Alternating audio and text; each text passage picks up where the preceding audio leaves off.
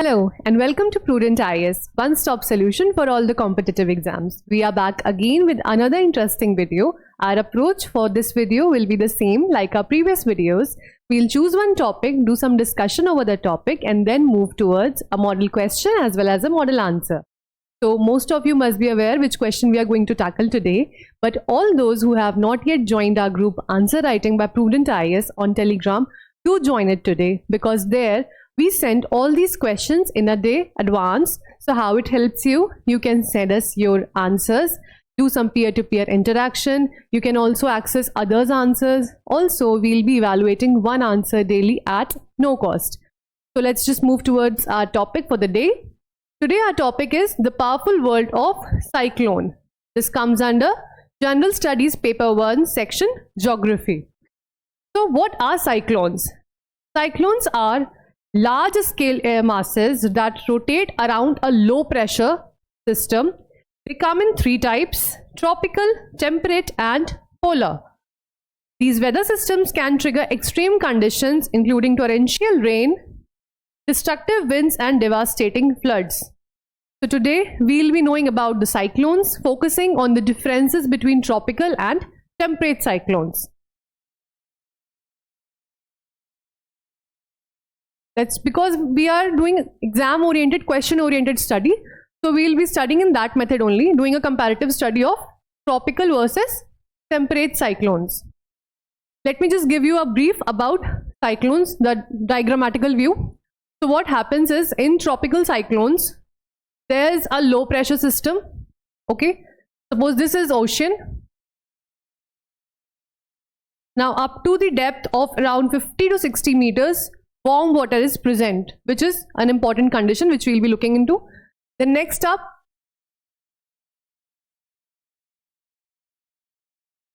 there is upper air divergence and this will lead to low pressure system at the surface. So what happens is all the winds will come and fill in this low pressure system and they will rise upwards.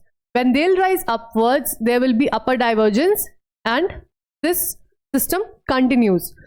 So we'll be looking how, because of this diversion, there is such strong humidity and wind shear that clouds are formed over here known as cumulonimbus clouds. Also because of the presence of Coriolis force, there is a rotating structure present. So this is called the eye wall. It appears, the cyclone usually appears like a spiral band. So these are the spiral bands.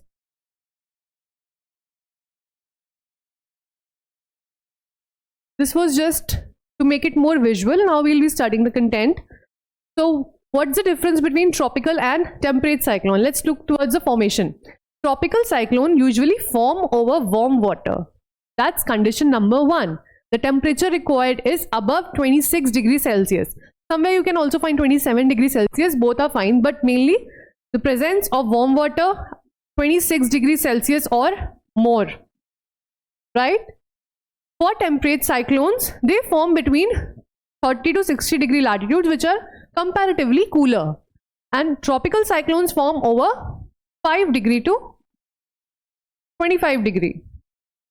Now you must be wondering, if these are formed from 5 to 25, temperate over 30, suppose this is the equator, 0 degree, and 30, 60 latitude, then tropical cyclone is formed between 5 to 25.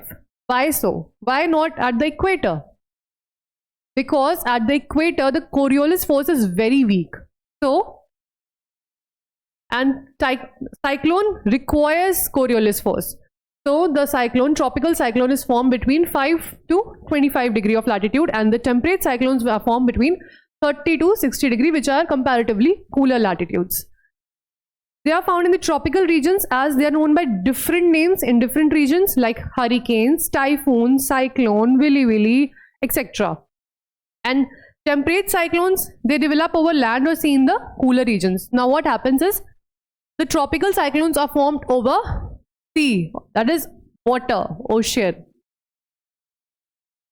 as soon as the cyclone touches the cold water, or it will touch the land, it will come in contact with the land, the cyclone breaks. But here in temperate, they can be over land or sea. Why? Because for temperate cyclones, what's the mechanism? Let's look into this. There are usually two fronts.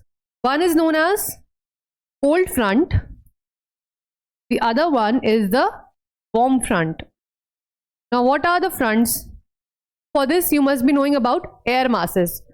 So there are two kinds of air masses. One is cold air mass and the other is warm air mass.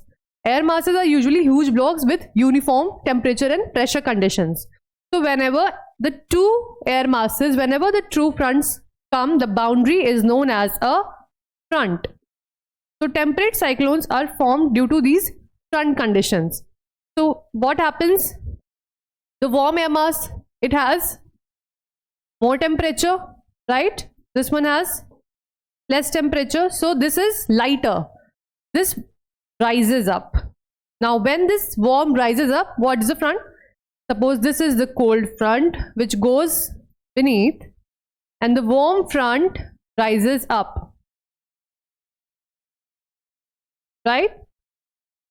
So ultimately what happens is a kind, and here is suppose another cold front.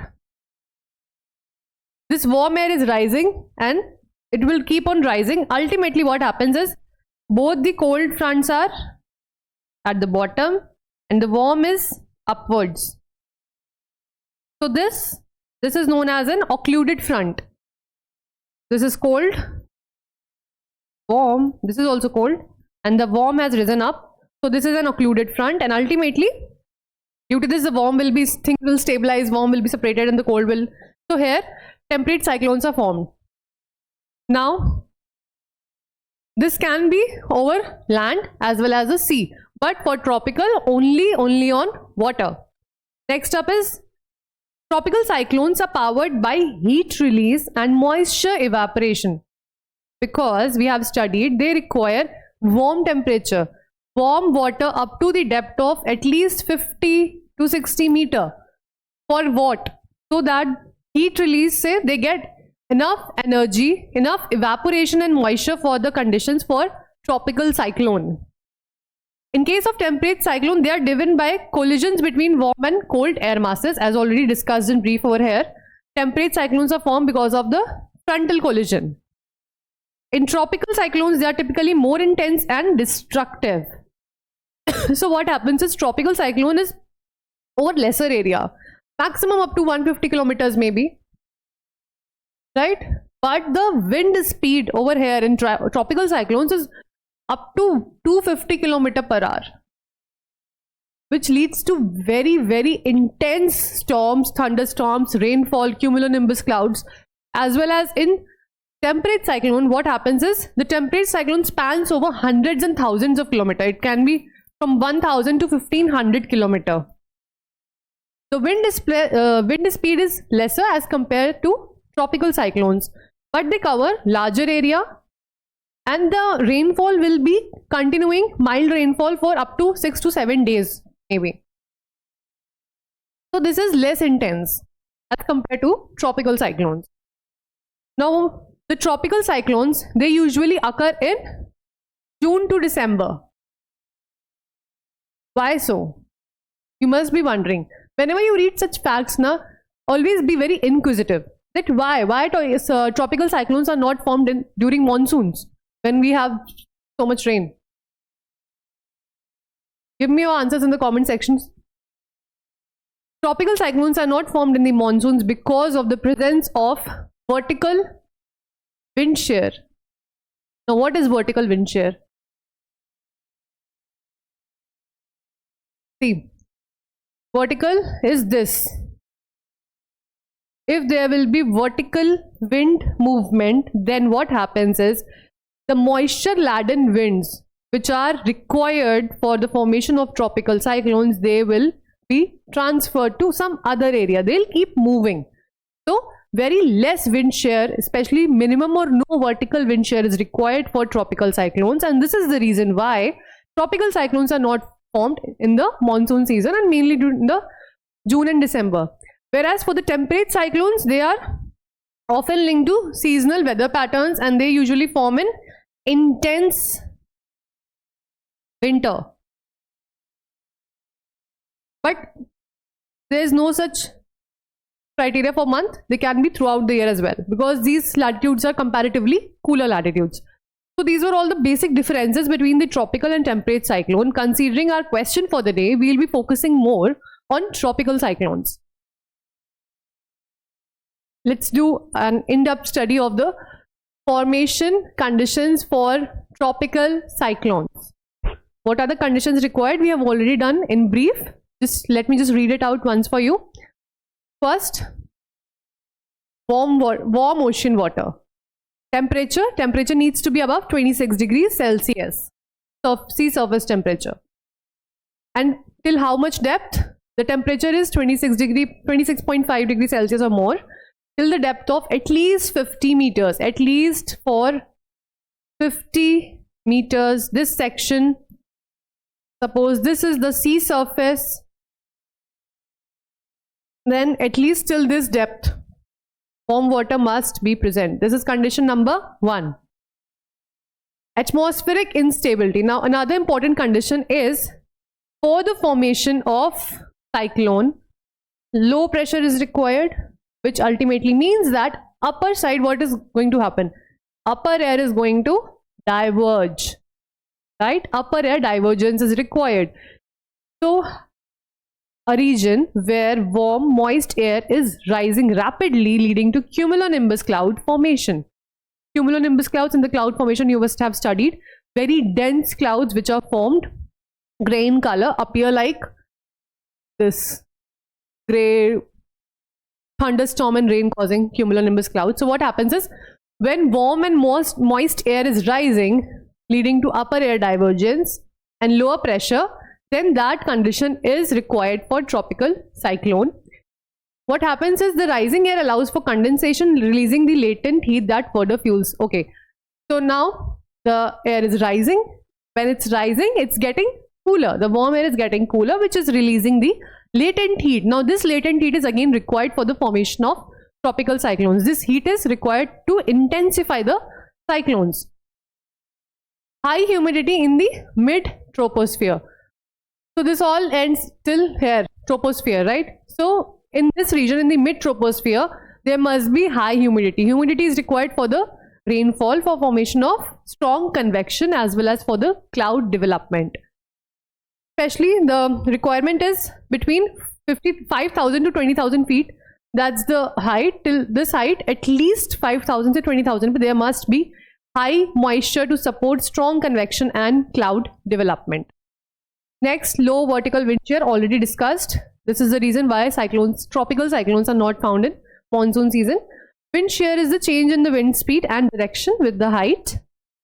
Low wind shear is crucial so that the storm structure can remain aligned, vertically aligned. The structure is not transferred to some other place, it's aligned.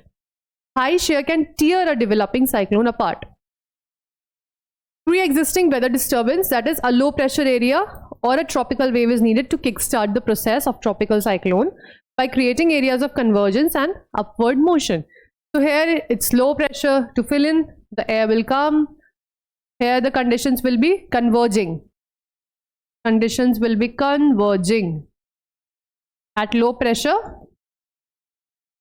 converging air and upper divergence,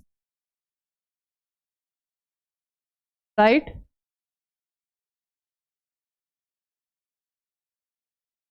Now next, very important one, the reason for the absence of tropical cyclones at the equator is the presence of Coriolis force, which is required for the formation of tropical cyclone. At equator there is very weak Coriolis force, so it is needed to provide this spin. Already told you, these spin, this is because of the Coriolis force. This is why tropical cyclones do not form near the equator, that is less than 5 degree latitude, where the Coriolis force is too weak.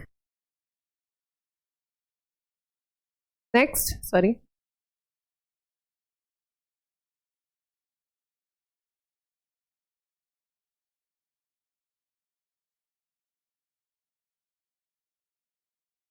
before coming to the model question for the day, let me just point out one more condition.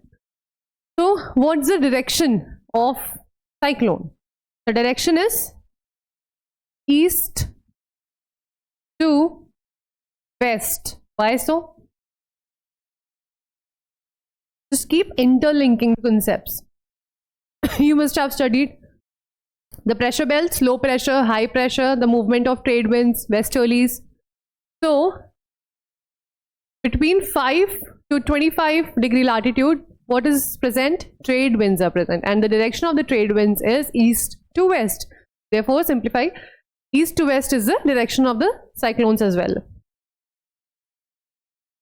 Now let's jump to the model question for the day, the main segment of our lecture. The question for the day is, the formation of a tropical cyclone is a result of a delicate balance of multiple atmospheric and oceanic factors. Discuss the conditions necessary for the genesis of a tropical cyclone. This is a 10 mark, 150 word UPSC type model question. Now what I want you to do right now is just pause this video, write a sample answer. One, what you can do is you can just do your self-evaluation when we'll be discussing the model answer in the next slides, or what you can do is just send us your answers in our group Answer Writing by Prudent IAS on Telegram. We'll be doing some evaluation over there as well. Now let's jump to the question. Okay, I'll also point out the directive word for you. The directive word, that is the key word which everyone must first point out, is discuss. In our directive word lecture, we have already told you about each and every directive word, how you are supposed to structure and write the answer. Here, because the directive word is discuss, we are going to write in-depth explanation covering all the required sides of the topic. For example, here we will be covering all the conditions necessary. Conditions will be covered in brief, in depth, keeping word limit in mind. But the structure will be like this. So first, what you're supposed to do is always, as I always point out, the structure needs to be intro, body, and then conclusion.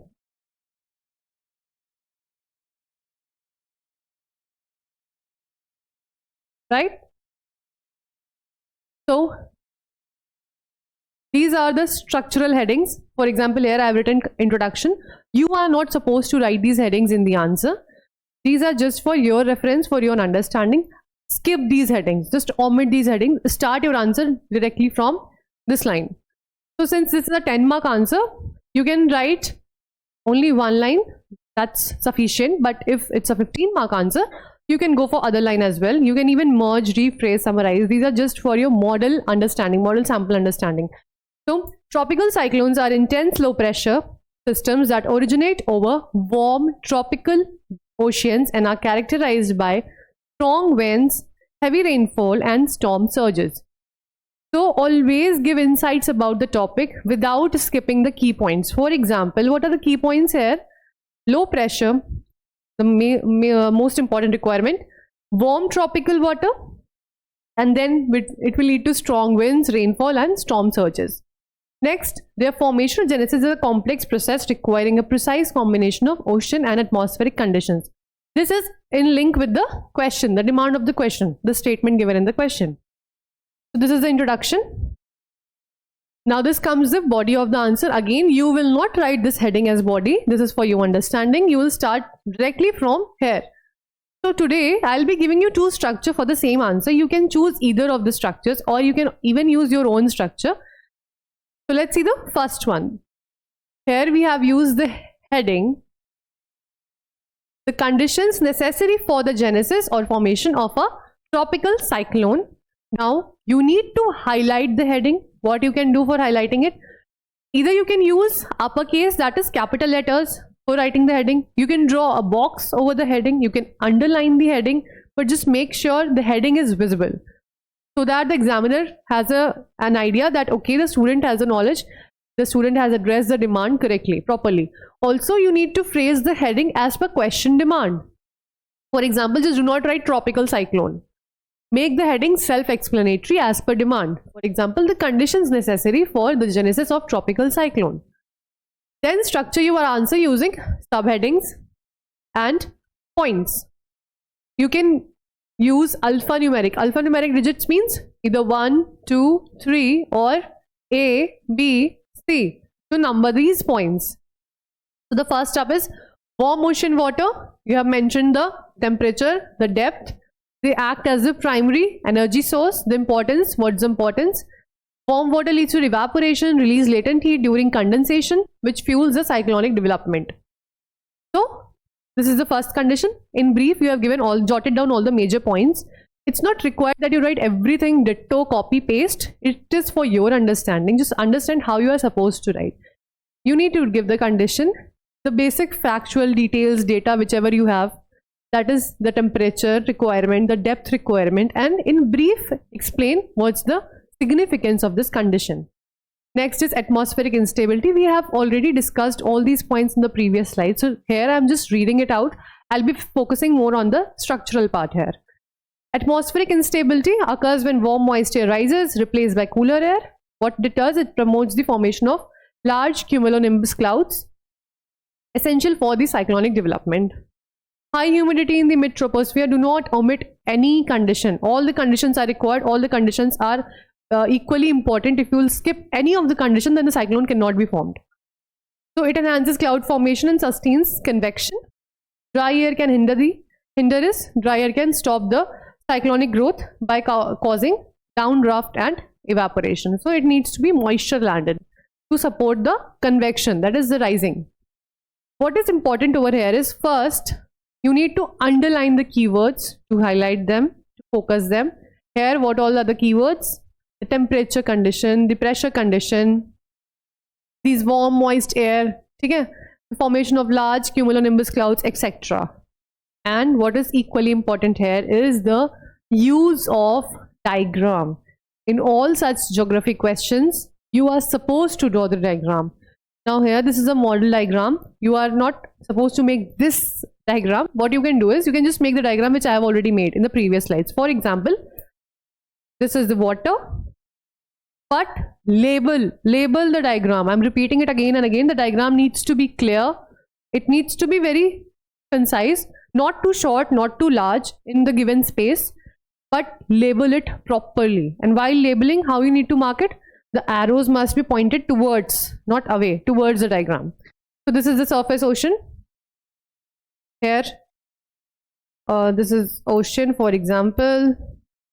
Low pressure conditions, rising air, upper divergence, spiral structure, formation of cumulonimbus clouds in the belts, annular bands also.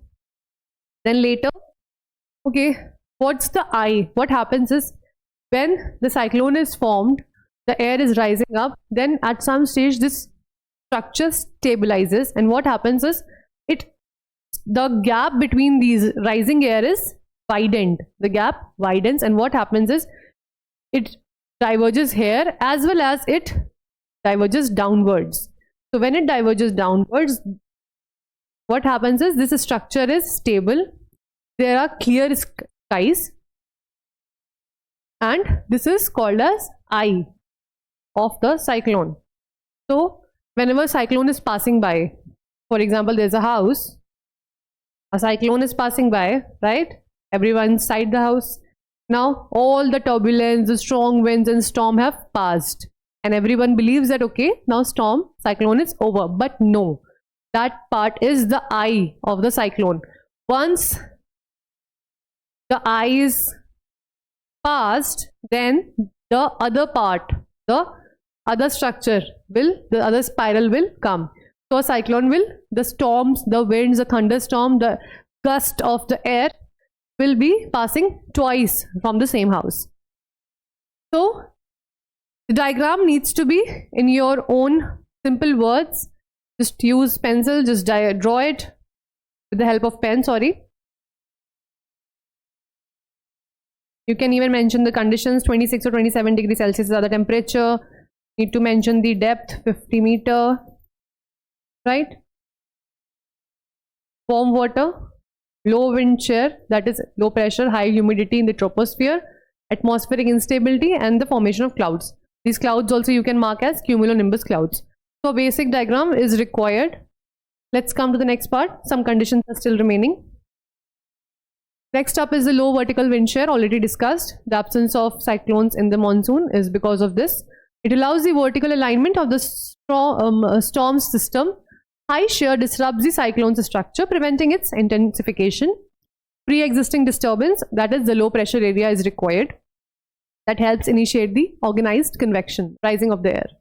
It acts as a seedling around which the cyclone can form. The basic condition is low pressure. Sufficient Coriolis force, the absence of cyclones at the equator, provides a necessary spin of cyclonic vorticity. The cyclones rarely form near the equator due to negligible Coriolis effect. So this was one structure. How you have done it? Major heading, subheading, and points. You have marked the headings and subheadings. Now next, how you can present it is this structure. Again, you will be writing a heading, and here you can just give the parameters, that is the condition, what's the requirement, and what's the importance. So this is a comparative structure. This will be using lesser words, lesser word limit, and this is more neat. But again, both are equally fine. Just make these in a neat, concise manner. Avoid congestion. If you are making such a structure, draw the line, keep proper space, leave proper space between the lines, between the words as well, so the structure is clearly visible. So this content is same. Warm sea surface is a condition, requirement, and the fuel's evaporation releasing latent heat. I am not reading it out. And also for all these PPTs, you need not to just stop the video and keep writing in the notes. We'll be sharing these content, these PPTs in our group Answer Writing by Prudent IAS. You can ask us in the comment section as well. We'll be sending the link as well. So these are the structure number 2. This is a comparative structure which uses lesser word limit. The final section of the answer is the conclusion. Do not skip the conclusion. Please do not skip the conclusion. Most of the students, while evaluating the answer is so well written, the language proficiency is good, the content is fine, but the student omits the conclusion, and for which we deduct marks, because conclusion and introduction hold equal marks. So conclusion needs to be summarizing. Tropical cyclone formation requires a precise combination of oceanic warmth, atmospheric instability, and Earth's rotation. The absence of or imbalance of any one factor can prevent cyclonic development, making it a fine balanced natural phenomena. So the conclusion sums up the points. It links the answer with the question, that all the conditions are required. If even one is not present, then it will prevent the formation of cyclone. So that's it for today. I hope this topic is clear for you all. Now subscribe our YouTube channel Prudent IAS. Also join our Telegram group Answer Writing for Prudent IAS. We'll be back with another video soon. Thanks for watching.